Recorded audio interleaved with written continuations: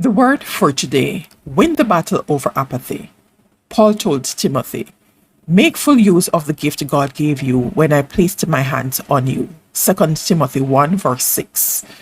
This scripture means even though you're gifted, you can become apathetic if you don't keep doing the right things.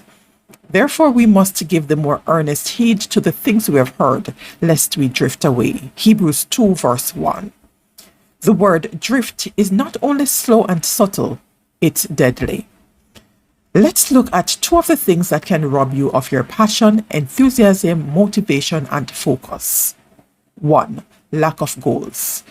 Without a vision, the people perish. See Proverbs 29:18.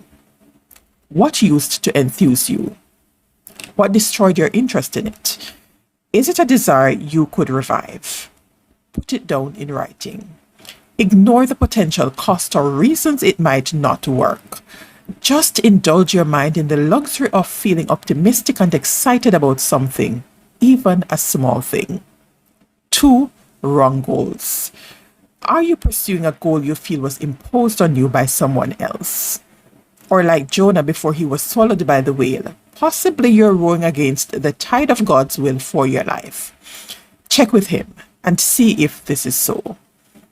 Did God really lead you to pamper yourself in that extravagant item that's now requiring you to work 2 jobs? Or maybe the time has come to an end for a goal that was part of God's plan for a specific season of your life. Moving on from apathy is sometimes difficult, but it never beats the joy and peace of knowing that you are in the center of God's perfect will. That is the word for today.